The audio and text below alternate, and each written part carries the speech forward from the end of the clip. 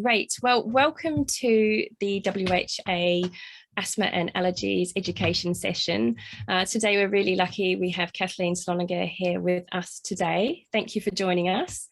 Kathleen's going to give us some in-depth knowledge and insights into asthma and allergies. And having suffered from asthma myself from quite an early age, and then having great success with halotherapy, I'm quite keen to hear a bit more. So I am going to hand straight over to Kathleen, who has a presentation for us today.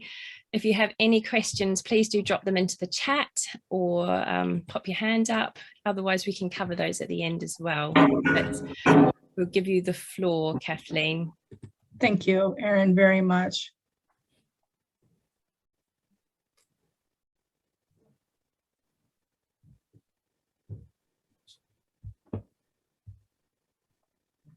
So can everybody see my slides? Yes, thank you. Very good. So I want to thank Erin and World Halotherapy Association for having me talk. I love doing talks with them and helping to educate all the spa owners and facility owners on asthma and allergies and other modalities that are beneficial. I am a nurse and a certified asthma educator, as well as board certified homeopath. So I come at this from lots of interesting perspectives. I do consult with World Halotherapy Association, and I'm also a consultant for Halotherapy Solutions. And as Erin said, I'm the executive director of the Asthma and Allergy Foundation of America, the Michigan chapter, and I have my own practice called Transformational Health. And then here are some of the groups that I do work with across the country, just to kind of be fully transparent to you. And of course, the statement that always has to be made is that this is for educational purposes only. Any questions about your healthcare, please talk with your qualified medical practitioner. So, as some of you know, and hopefully all of you, it is World Asthma Awareness Month. And this is actually honored across the world globally. I noticed in Australia, though, they do their big celebration in September, but they do follow the World Asthma Awareness Day, which was May 3rd. So it's a good chance for us to learn more about this and how halotherapy is such a benefit. So let's talk a little bit about what's going on in the world around asthma and allergies. Consistently, asthma is among the top 5, if not the top 3, most costly health conditions. In the US, about 74 million Americans are affected by asthma and allergies. And globally, asthma affects 300 million people. And that's just who we know about. We always say in the asthma world, in the epidemiology of it, we don't know the full scope because reporting is poor sometimes. But globally, also 250 million people are affected by food allergies. And 1/10 of the population across the world suffers from drug allergies. And 400 million from rhinitis, which is like hay fever. And I think that 400 million is definitely higher. So here's kind of a nice map so you can kind of get a picture of what is going on globally. And you can see Australia does have the highest prevalence. This was done back in 2017. So I think that in the US, some of these numbers has actually gotten worse. And we're going to more closely mimic Australia if we don't already.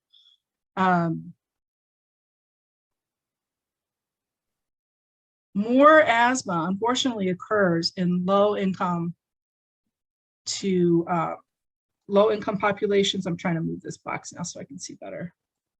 Low-income populations and populations of color. And that actually is globally also. And there's a lot of reasons for that. And that's like a whole other kind of talk. And it's worth all of us pursuing and finding out, because not only does that affect folks with asthma, but all the other chronic diseases. And some of the reasons are really highlighted if you're interested in learning more about disparities in healthcare, but particularly asthma. Please jot down this link. This is the Asthma and Allergy Foundation's recent report they did on asthma disparities in America, which mirrors what's going on in the world. And not only does it highlight what the problems are and what we're noticing, but why I love this report so much and I tout it is that it offers solutions. And so it's a great way to try and kind of take a look, because we all need to make change, systemic change in our societies so that all people are receiving healthcare. Just basically that, right? So what is asthma? Asthma is a chronic inflammatory disease of the airway. I want you to kind of keep that in mind, because sometimes when I come across folks, they think asthma is like a cold that comes and goes, and that's so not the truth. It's a chronic disease of the airway. It's all about airway obstruction, and the biggest aspect of asthma is inflammation in the bronchioles. There's also an increased hyperresponsiveness. That means the bronchioles, those little tubes in the lungs, they kind of get twitchy when asthma is out of control.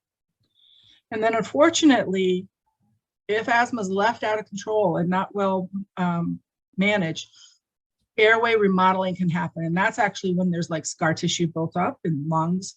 And if that happens, that's really serious, because there's not a lot of things that we can do to help besides a lung transplant. And that's sad if we get to that point.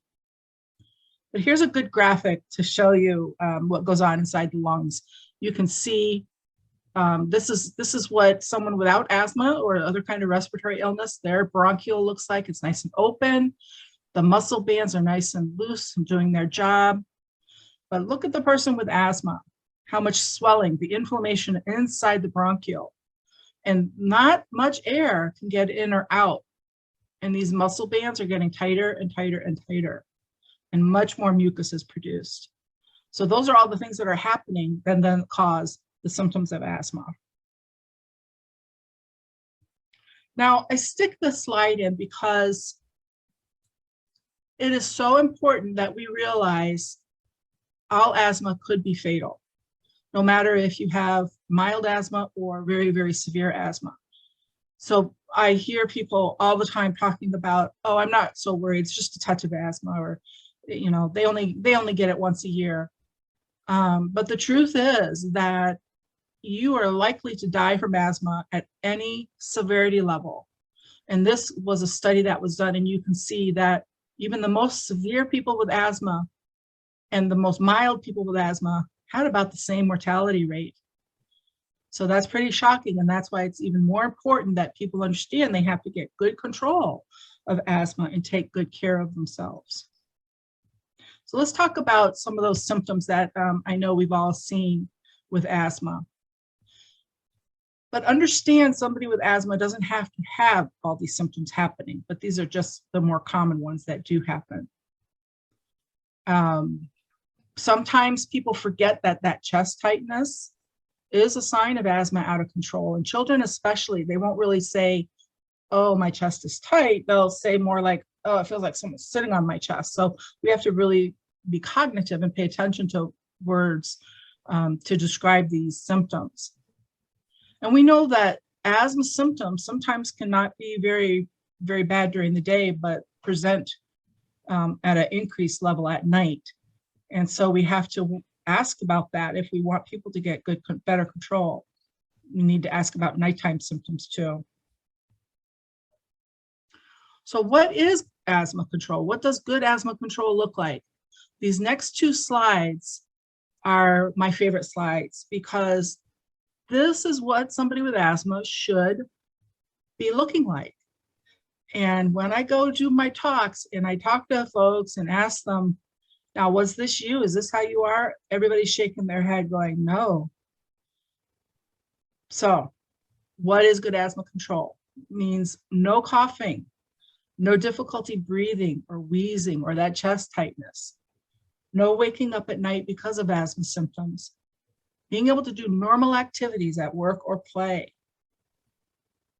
Good asthma control means no acute episodes that end up in the hospital, the emergency department, or an urgent doctor's visit. No absences from school, no missed work days, and normal or near normal lung function. Now think about that. Think about those two slides. And if you have asthma or you know somebody with asthma, is this what they look like? Is this what your clientele looks like? And if not, there's a lot of room for improvement, and we're able to offer a lot of that to them. Another easy, you might even want to post something like this up in your facilities. This is a great, easy, quick way for people to really measure for themselves if their asthma is in good control. And this is the rules of 2. So what this means is asking these questions, and if someone answers yes to even one of these questions, that means their asthma is out of control. So if they use their quick relief inhaler more than twice a week, if they wake up at night more than 2 times a month because of symptoms, and if they refill that quick relief inhaler more than 2 times a year, or if they're using oral steroids more than twice a year.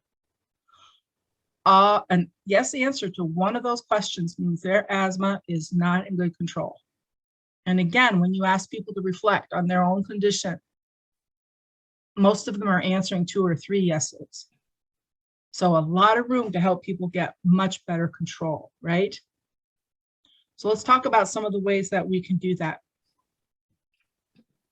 The biggest impact on somebody with asthma, next to lifestyle change, and we'll talk a little bit about lifestyle change in a minute, is addressing triggers. If you can reduce or eliminate exposure to the triggers, you will go so far in helping their asthma look like what those last 3 slides were presenting.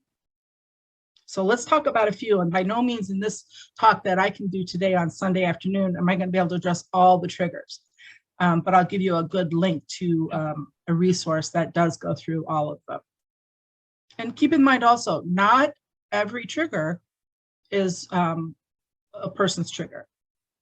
I may just have allergy to dog that sets my asthma off, whereas someone else is fine with dogs, but it's the pollen in the fall. So let's talk about what these are. Triggers are really broken up into 3 categories: allergens, irritants, and infections and other factors. If something is an allergen or true allergen, what that means is it's a trigger that the system confronts, and it causes a whole cascade of changes in the chemical changes in the body. Irritants will end up looking the same way with the trigger, but your body doesn't quite go through all those chemical changes. And the same thing with infections and other factors, which we'll kind of address. So probably the #1 trigger, I don't know, can anybody guess where, just shout it out, take your microphones off and shout what the #1 trigger is. Cigarette smoke? It's a good one, but keep going. What else? Pollution. That's a good one too. But the #1 trigger, this little critter called a dust mite. And it's ugly as sin, isn't it? And guess what? These dust mites are everywhere there's fabric, in our homes, in our workplaces, in our schools. They are actually, they've been around this earth longer than we have, basically. So we're never going to get rid of them. What we have to try to do is avoid them, especially if we have asthma or allergies.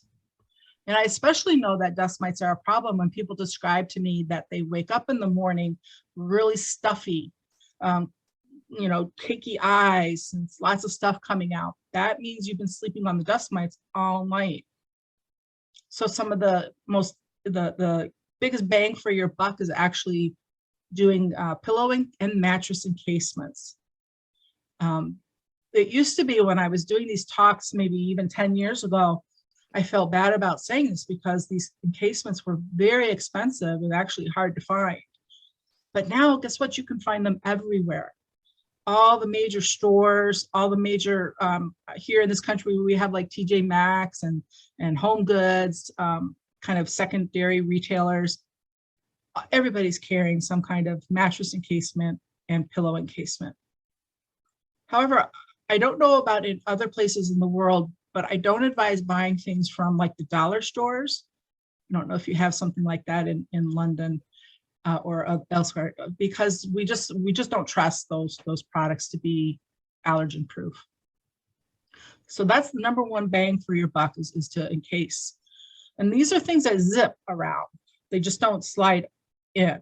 You have to make sure it zips and that the product does say allergy proof. And then frequent washing of the bedding, at least every week in very hot water. You can see it's 130 degrees or hotter. That will help pull off those dust mites. And another big thing you can do is reduce the clutter in a bedroom, especially kids' rooms. Don't they tend to get full of their toys and their stuffed animals and their games and books and all kinds of things. So reducing clutter and avoiding anything upholstered if possible. And some of the other ideas about dust mites and all these things, actually, nothing else costs money except the encasements and if you need a new vacuum. But keeping the air humidity down low to 40–45%, that helps reduce the population growth. And of course, removing carpets and keeping surfaces in a room, but especially a bedroom, as wipeable as possible. And using HEPA filtration. I don't like some of the new non-bag, non-HEPA vacuums because they don't remove allergens. So it's best to make sure you get a HEPA filtration and then it's in a microfiltration bag if possible. Because you don't want to just, you want those critters locked up and throw them away. Because if you open up the canister and then dump it out, what happens? They all come flying back out again, along with all the other stuff. So the next biggest, and this is worldwide, the cockroach. And again, cockroaches have been around longer than we have. We're not going to get rid of them. We have to learn how to create barriers and how to make our homes inhospitable to the cockroach. I used to do a lot of home visits in Detroit. And I remember this one visit where I'm actually standing because I did not want to sit down anywhere. And as I'm standing and doing my talk and helping them understand what asthma was about, behind the children crawling up the wall were cockroaches, just crawling up the wall. And it broke my heart and at the same time creeped me out. So it was kind of a weird way to have this discussion, but it really brought home my ability to say, this is a trigger. So let's figure out what we can do in our homes to keep these cockroaches out. And just to note, the actual allergen from cockroaches and dust mites is not just because they live, but it's their dead bodies and their feces is where that protein that causes the allergy comes from. So we can't just kill these critters. We have to make sure to remove them or keep them away. But with cockroaches, some of the biggest control issues have to do with our lifestyle and what we do. So this means putting food away in airtight, sealed containers, not leaving boxes of, half-eaten pizza or whatever sitting around. We need to eliminate moisture from all areas. So that means repairing leaks and wrapping pipes, not leaving dishes in the sink with water in them, because that's what cockroaches love to do. They love to go eat what you left out for them and then go have a little swim. So if we can reduce the food waste and dry things up, cockroaches are not going to want to be in your home. Use bait traps. Very much recommended, more so than any kind of spray or bombs, because those are toxic, right? And God knows we don't need any more toxins in our environment. And sometimes you can take caulk and seal. You need to go around all the windows and all around the floorboards and all around the heating vents, because those little areas are where cockroaches can come through. And they're the kind of critter that can really make themselves small. If people have to go and use a company to take care of this, we always recommend that company be integrative pest management certified. And I don't know what the global alternative to that is, but I'm sure there is a certification. What that means is they've taken testing and have learned ways of taking care of critters that are less toxic and not poisonous to us at the same time. And some of the things that you do for dust mites as far as humidity goes and clutter, right? Those are the big things that will also help keep the cockroaches out of your home. I think clutter was the next big thing that I noticed in homes. People like to collect newspapers for some reason and stack them up, and empty boxes. So removing clutter is definitely going to go far in keeping critters out of your house. And these are things to advise your clients, because we all do it, you know, but we just don't recognize that they're causing harm. So some of the next big triggers, of course, are animals, right? Unfortunately. So think of this: any animal with fur or feathers is a potential trigger for somebody. And again, it's not the animal itself, it's the protein that comes off of the animal's feces and saliva. So that's one of the reasons cats are always considered higher allergen, because they're constantly licking themselves. And so the protein from their saliva is getting all over the place. But they also, in their protein, they have a higher spike of the allergen, which is interesting. So remember, any animal with fur or feathers, the best thing to do is to at least keep them out of the bedroom, because that's where we spend most of our time, right? So our bedrooms should be the most pristine place. If you can, you know, if it's a newer animal to the home and it hasn't ingrained themselves as a part of the family yet, removing them if somebody's asthma is really out of control. I couldn't do that though. I'd learn how to do all the other things first. For sure though, keep them out of the bedroom. Using a HEPA air filter will help pull the allergen out of the environment. And also washing that animal frequently can help pull the protein off from their saliva and their feces and their urine, so that it doesn't cause the protein to be laid down in the environment. But even if you do these measures, that allergen can stay in the environment for up to 6 months. That's a long time until it, you know, dies out itself. So don't expect immediate relief if you do those things, but eventual relief will definitely happen. And it's worth it, because animals bring so much joy to our lives. Now, here's another big one. I don't know about where you live in the world, but here where we live, mold is a big problem. And it's a constant battle to keep up with keeping out of our environment. So some of the tips for that include dehumidifying your air, using the exhaust fan in the kitchen or the bathroom, and especially in the bathroom after a shower or bath, 15 minutes at least, right? People often don't do that. They run the fan while they're showering, and then they shut it off when they walk out. And that's not enough to pull all that moisture out of the environment. And if you don't have a fan, leave the window open.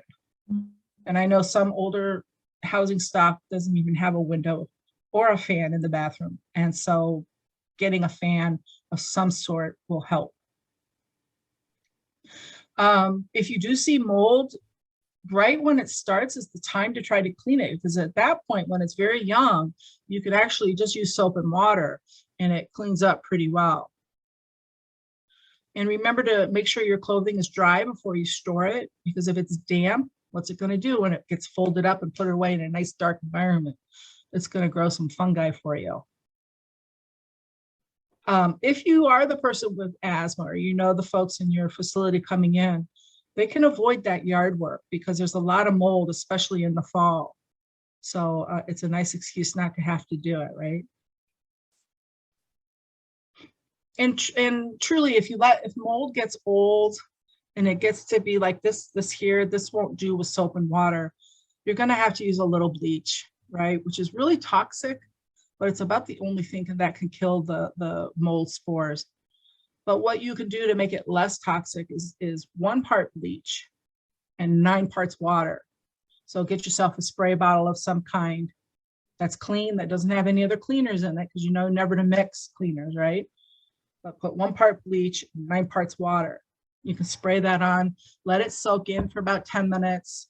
Most times then it just washes away, but sometimes you have to go with a little bit of scrub. But that'll be the best way to get rid of the mold that's become black like this. All right, let's talk about another big trigger. Pollen. Did you know the pollen seasons are getting longer and stronger because of climate change?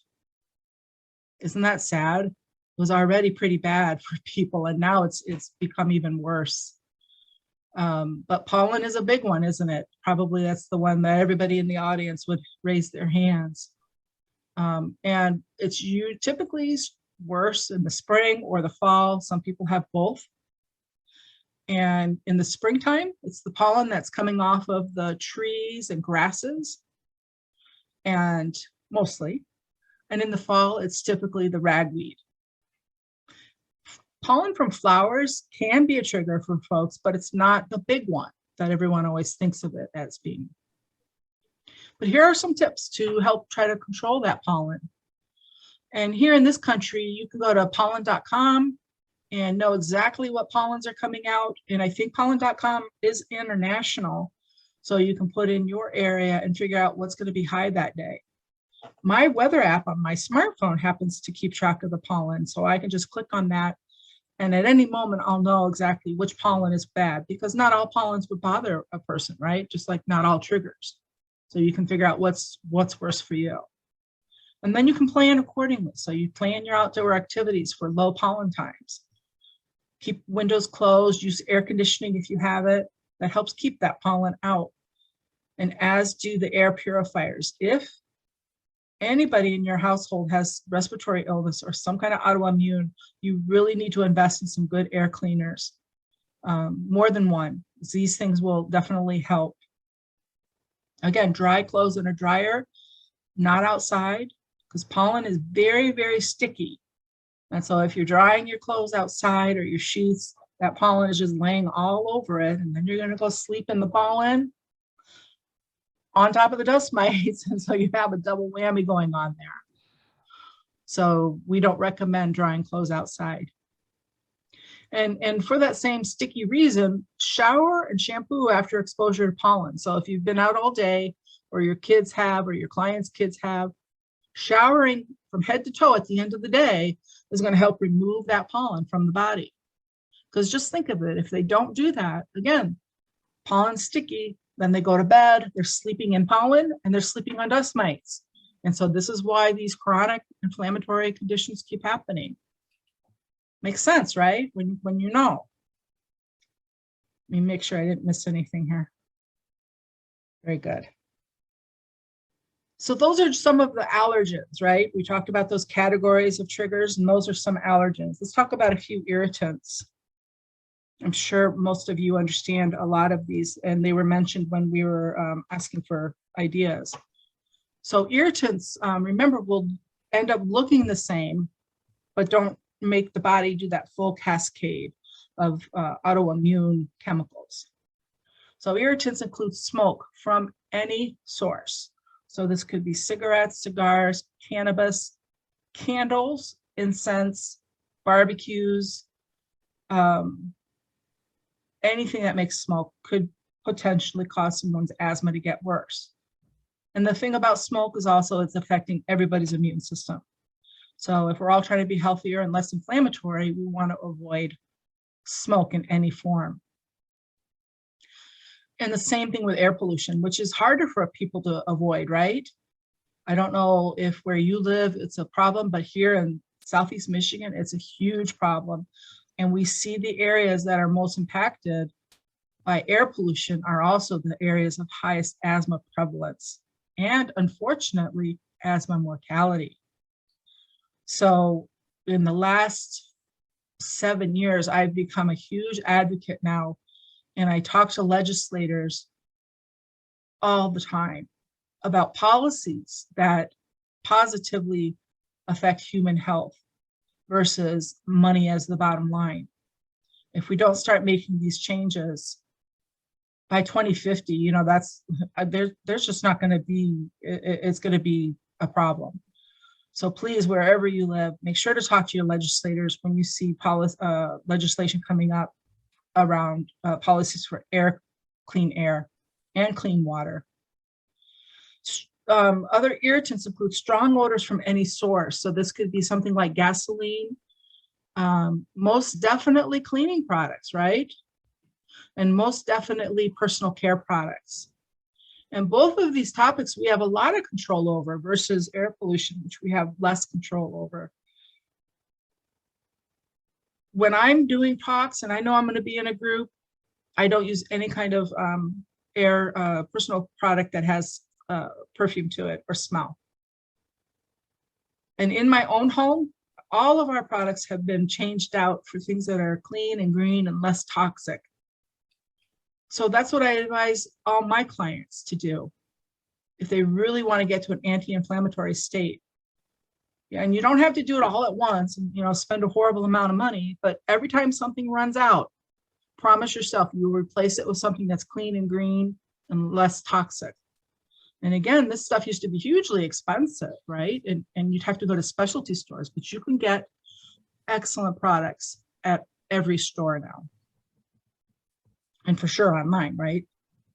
But this is a must for your own health and the health of your clients. We've got to start replacing our personal care products, including laundry soap, and our cleaning products. And a lot of folks still are using wood or kerosene stoves and heaters, and this is a big irritant and a big trigger to asthma problems. And we're now learning more about gas appliances in the home, causing very increased numbers of air pollution in the indoor environment. So this is another area where we can start, where we can switch out and have more control. If your gas appliances break down and they need to be replaced, replace them with something electric. And your indoor air will be a lot cleaner. There's a professor that I work with on another project, and he's been keeping track of that with a meter in his home. And sure enough, every time he cooks with his gas stove, the particle pollution in his home environment shoots up. So replace with electric.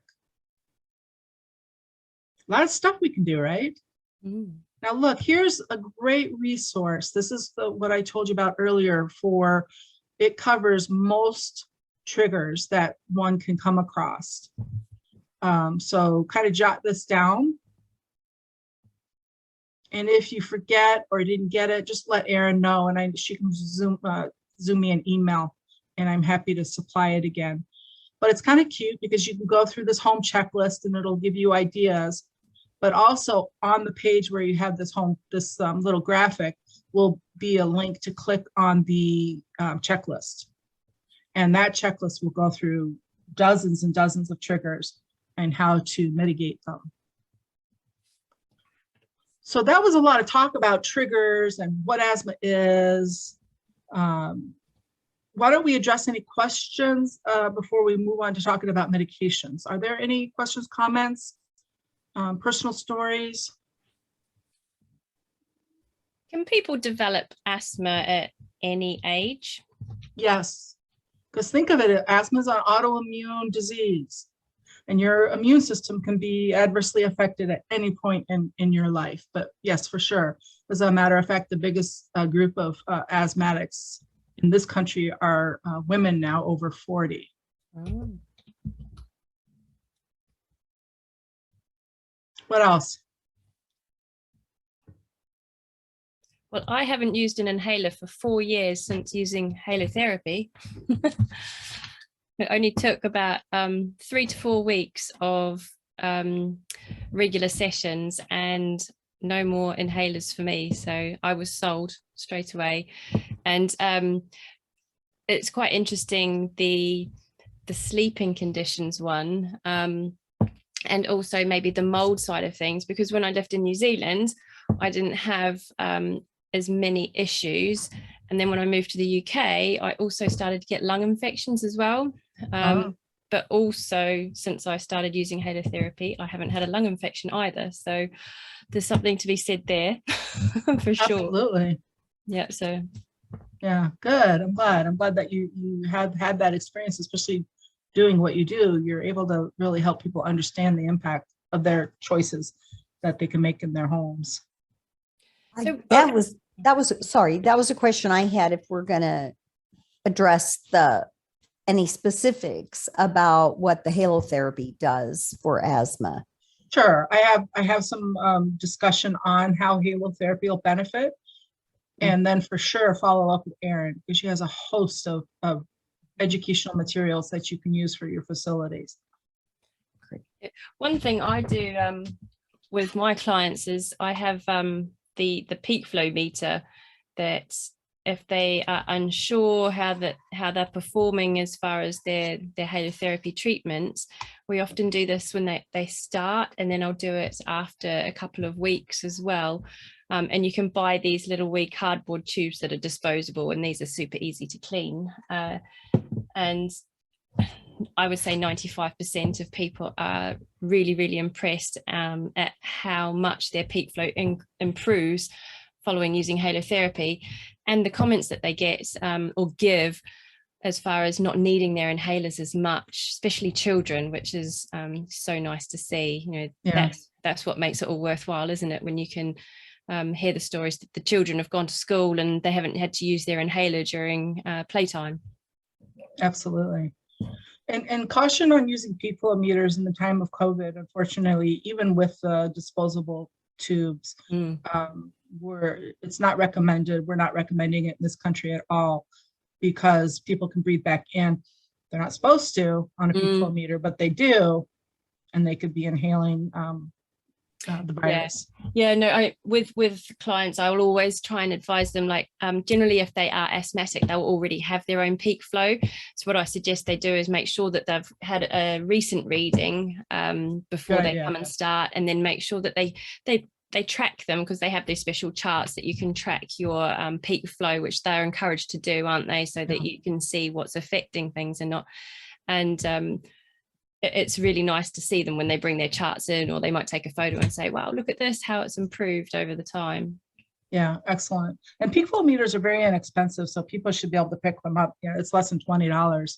Yeah. And if there's any organizations like mine in their area, I always have a batch, and I give them away. So they're easy to get.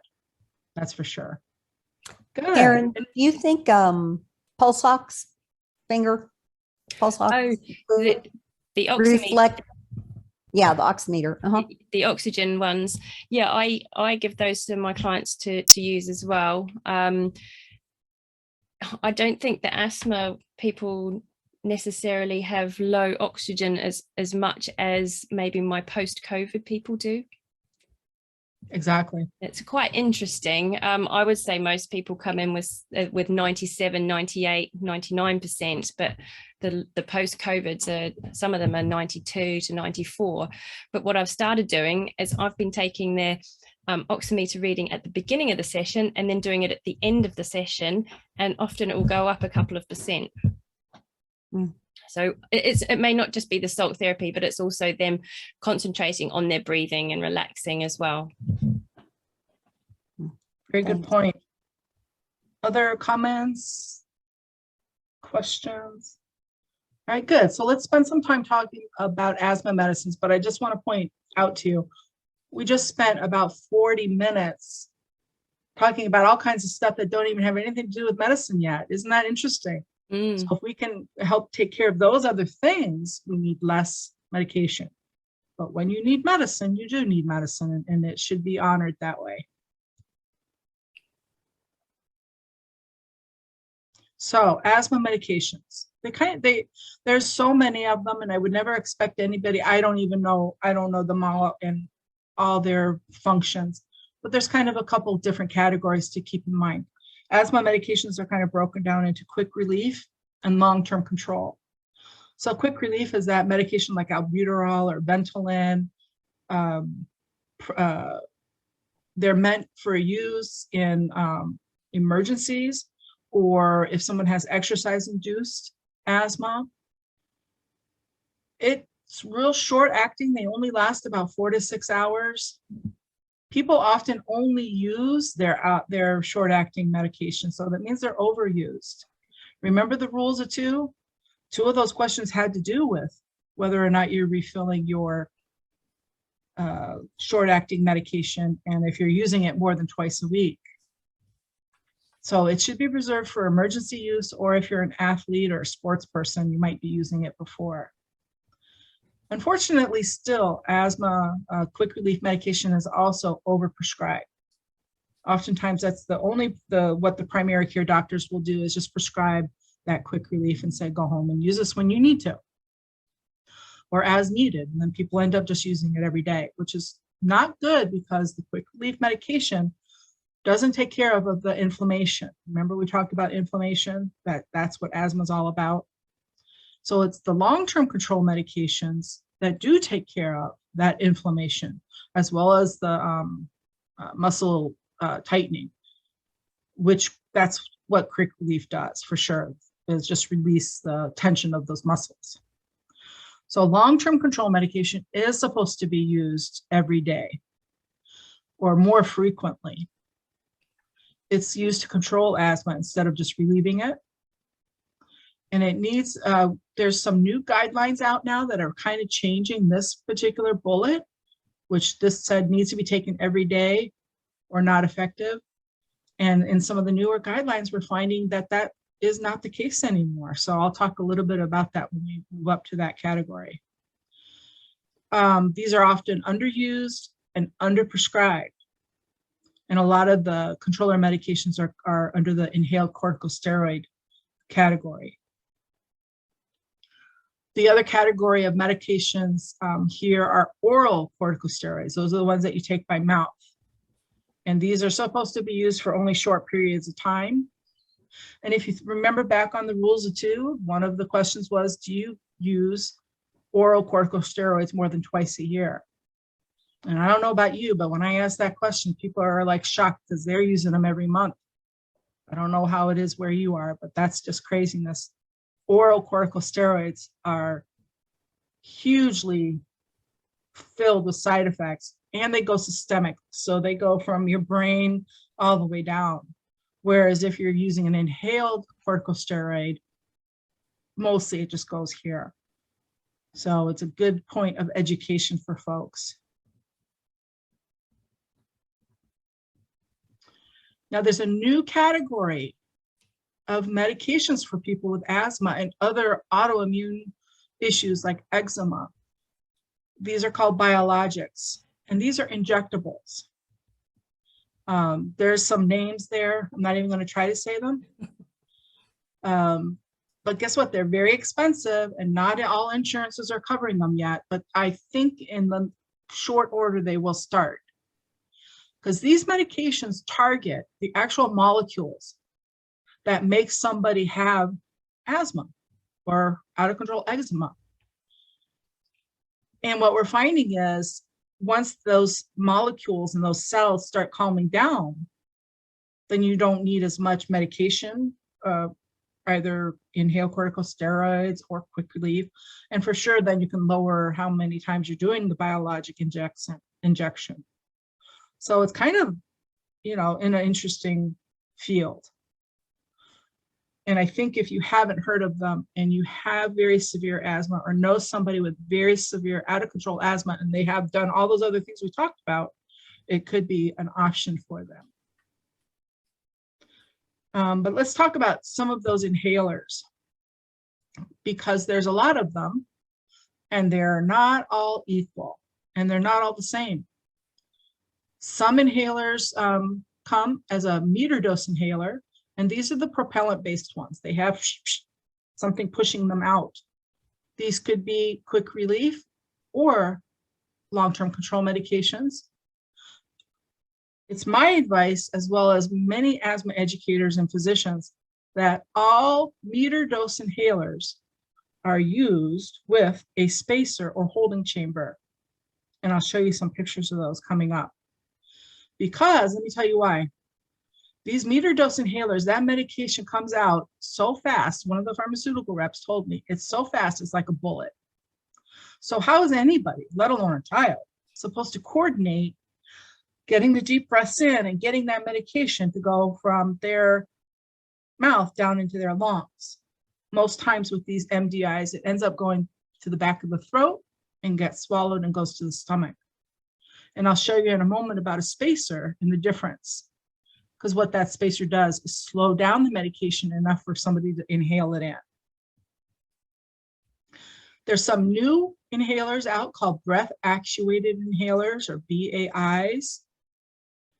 This is actually, you are the force that gets that medicine down into the lungs.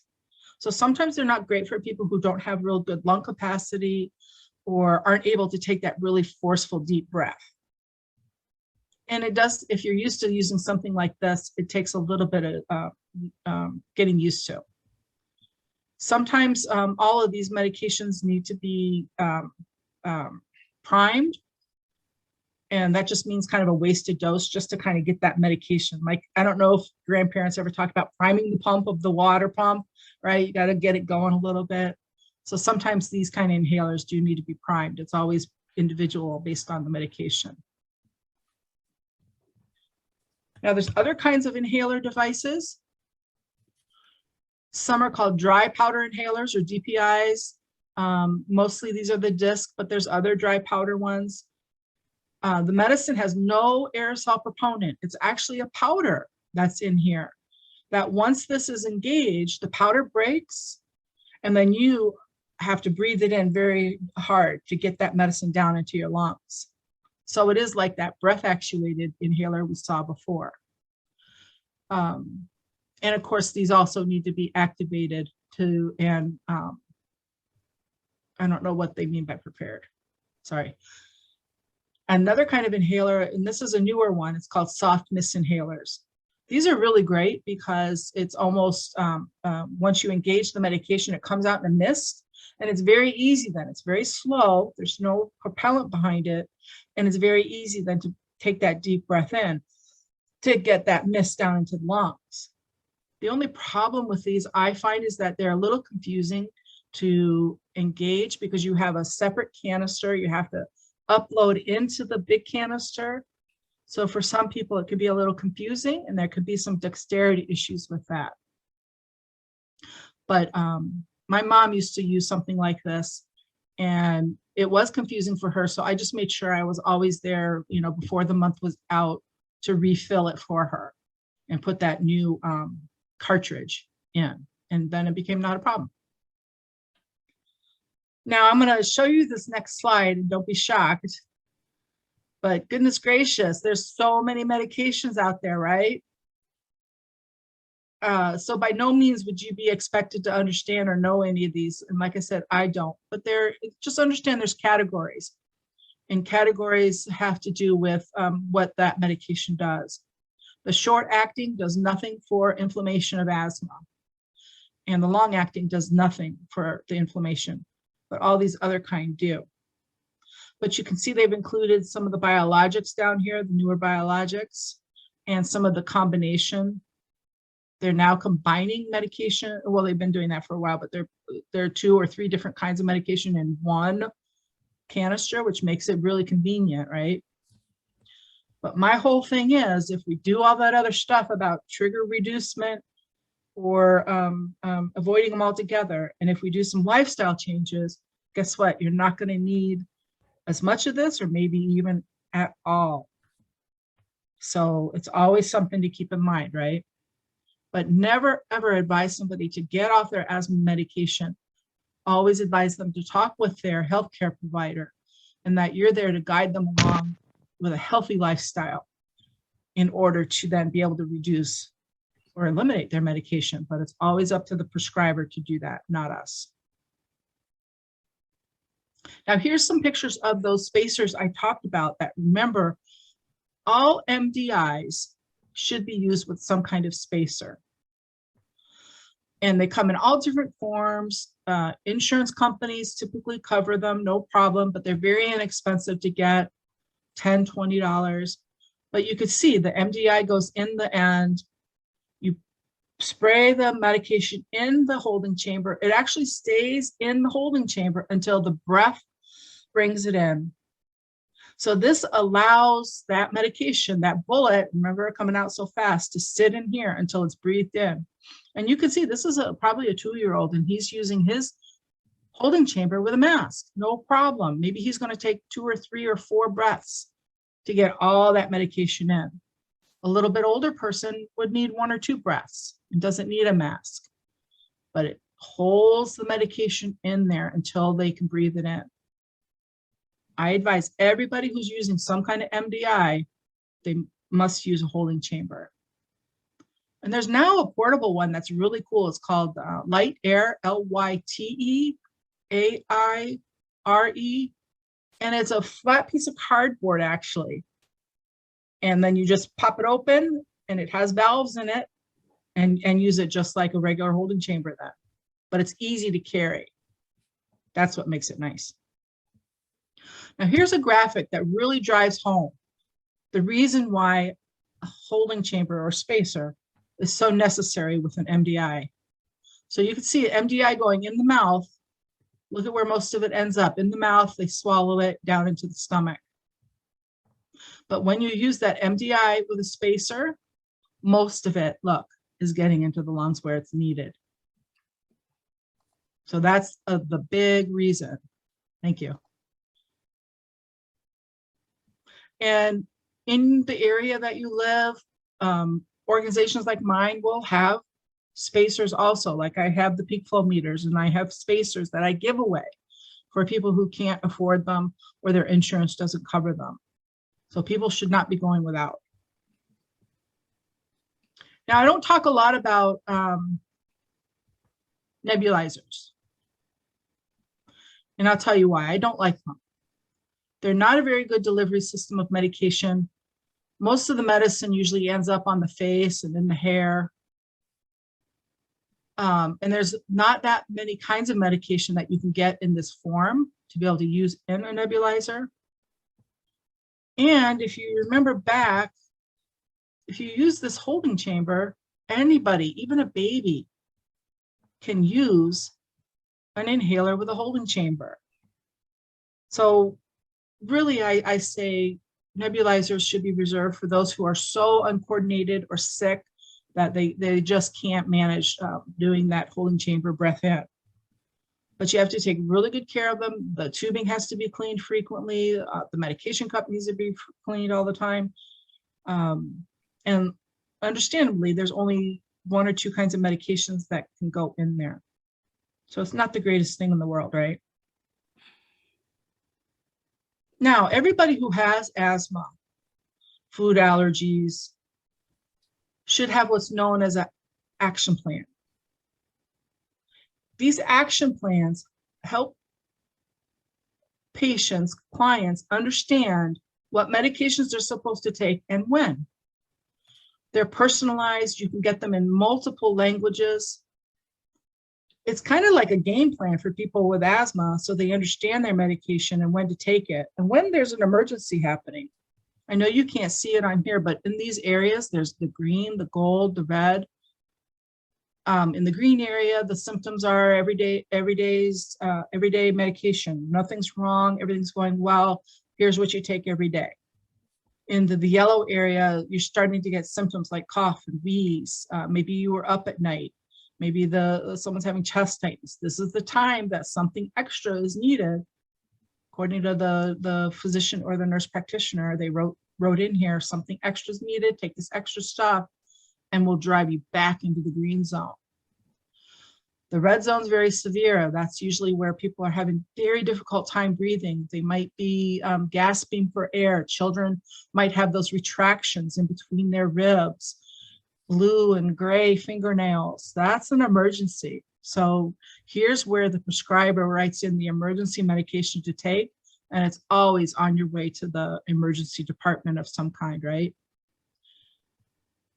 it's hard to drive somebody out of this red zone back into the yellow, back to the green. It can be done, but it's much more difficult. But the goal is not to end up in the yellow or the red, right? But everybody with asthma and allergies should have an action plan. And here you can go to this site here and download it for free. And there's, wherever you are in this world, there's an organization that has free action plans in the language that you need for your area. So please tap into those resources. All right, so goodness gracious, we've talked a lot. I want to go over now, talk about autoimmunity and inflammation just for a couple more minutes, and then we'll end with some questions. But this is the meat of really what you all want to hear, I think. Asthma and allergies are autoimmune disease. They're also a huge inflammatory disease, right? Different people, different triggers. What is it? Why do people get them?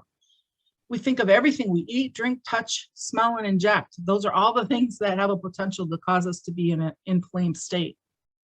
It could be allergens, it could be infections, environmental toxicants, stress, an acidic diet, inactivity, et cetera, et cetera, et cetera. There's so many reasons that get us into inflammatory state. What is that? It's the immune system dysfunction that takes place, always starts with inflammation. So remember that immune system dysfunction always starts with inflammation. It's our job then to help the body move from this inflammatory response back into homeostasis. And this includes shifting from alkaline versus acidic. And everything, you say, what's the difference in there? Basically, everything that we do is either alkaline or acidic, and we're too acidic. And we'll talk about some of those things that lead to that state.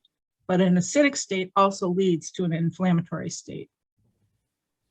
Here are some of the disease categories that inflammation affects.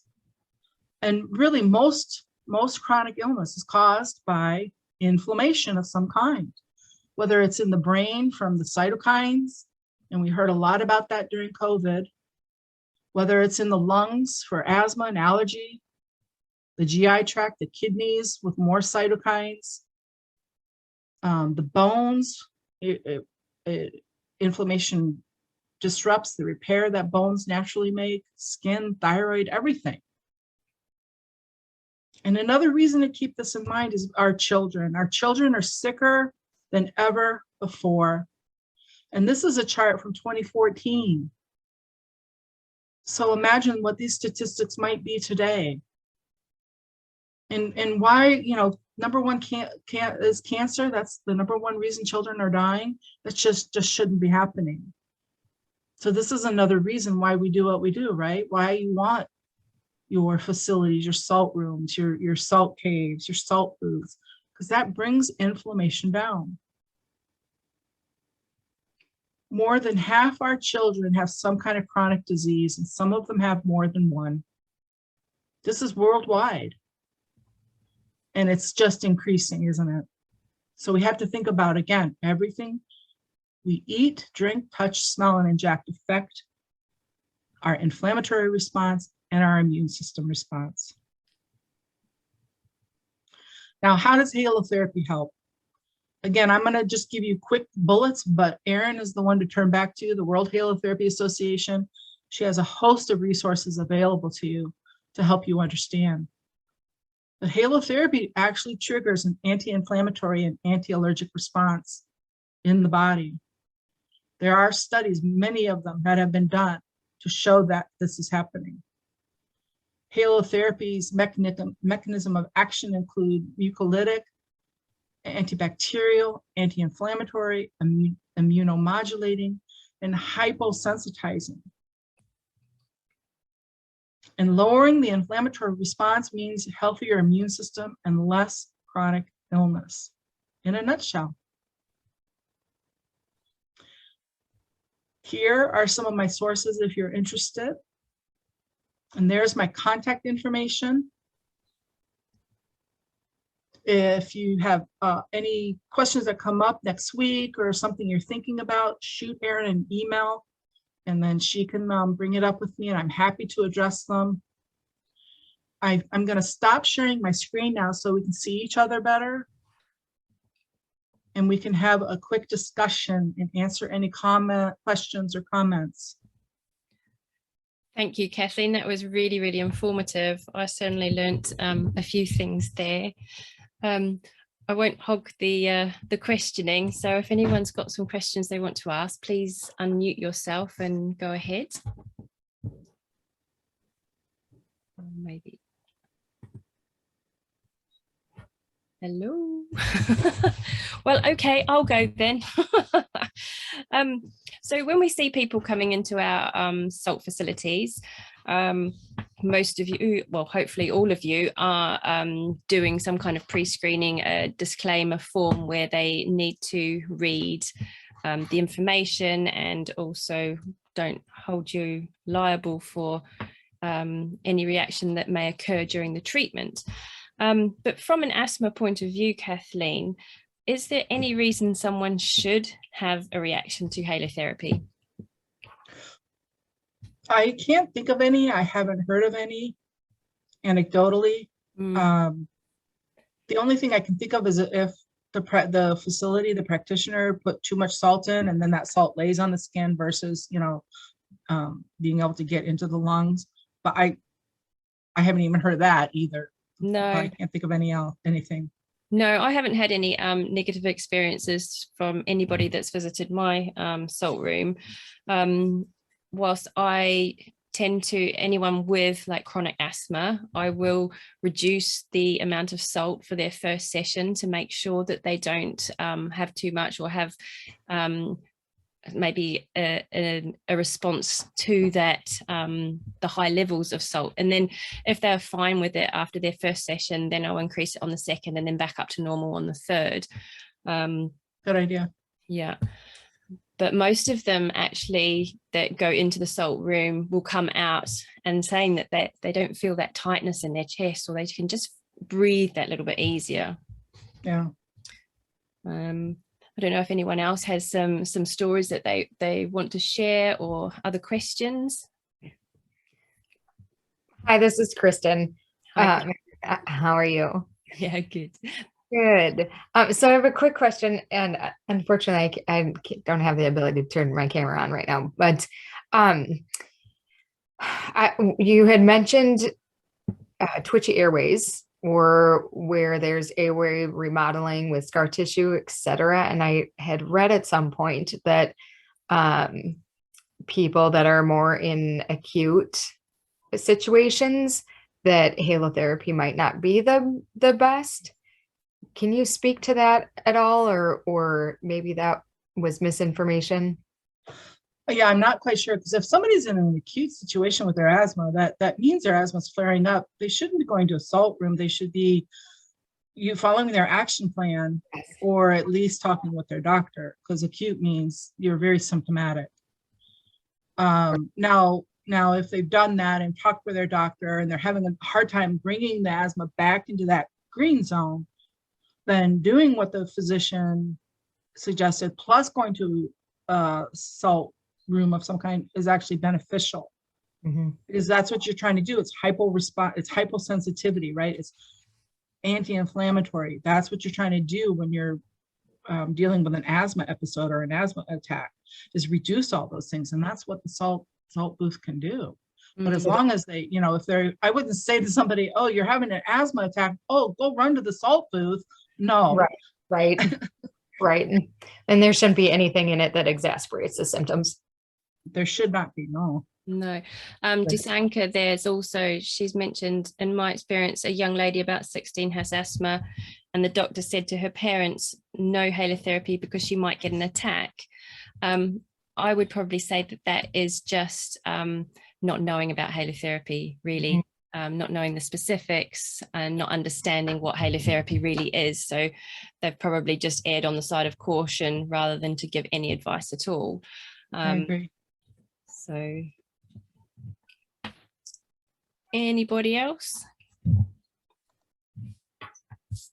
I'm sure people are going to have lots of, you're going to go away and take away some of this information and think about things. And as Kathleen said, do message in and ask those questions if you come up with them, or if you have a client that comes to you at some point and you just want reassurance or some, you've got a question to ask about it. Again, we are here to answer those should that happen. It's really interesting also, like with the allergy side of it, how the allergies really do trigger those asthma attacks. And I think some of those triggers maybe people didn't realize are actually asthma versus just an allergy. And I think this is a really important thing, is to try and get people to understand asthma, and that's where the education comes in again. So trying to maybe have some information in your facility about asthma might be useful, or on your website, so that people can go and find out a bit more. And as Kathleen said at the start, there's so many people across the globe that do have asthma, and those are the only ones that we know about. There must be more millions of people who have gone undiagnosed or just don't recognize that the symptoms that they're suffering from are actually classified as asthma.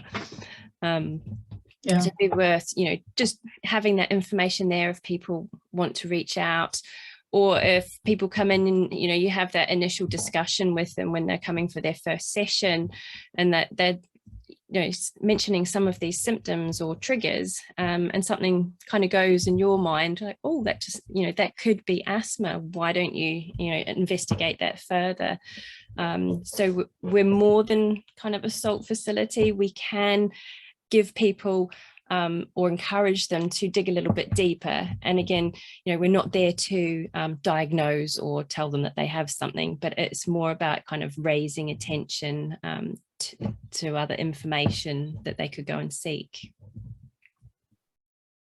I think that's really awesomely stated too, and also a testament to how important getting the information and education out there to our communities as well. When we have a doctor in that situation, I think, like you said, you err on the side of caution, but the more information and education we can get out there revolving around halotherapy and the benefits of it, the more helpful we can be in building that awareness.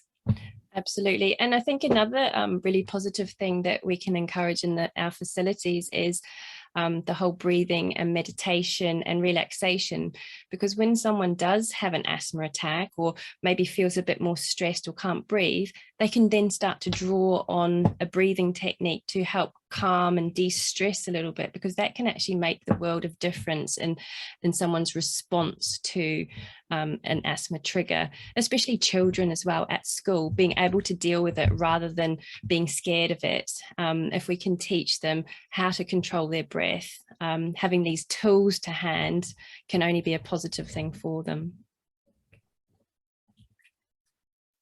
Brilliant. I agree. I've seen a lot of people with asthma turn their situation around just with good breath control and technique.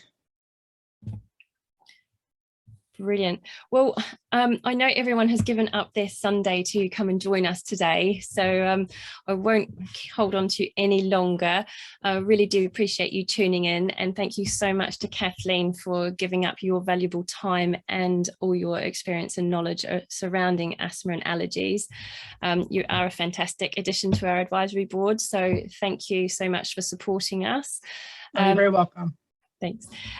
Also, you might have seen that Kenny Kong did a very short video as well about asthma. If you haven't seen that, that is on our social media as well as YouTube. So pop on and have a listen to Kenny's little quick takes on various things. They're really informative. And there are also things that perhaps you can share with your clients too. We'll continue to keep trying to develop our information, education and social media for you to, again, help support you and your clients. And make sure you've also got the 29th and 30th of November in your diaries, because that is our symposium this year. It's going to be great again. We're going to have some more fantastic speakers. And if you haven't seen last year's ones, remember you can pop on to or into our membership area and you can view those there. So thank you everyone for joining us. It's been lovely to see you. and hopefully we'll have another educational session on another topic in another month or two. So stay tuned. Thank you very much. Bye, everybody. Thanks so much. Bye. Welcome. Thank you.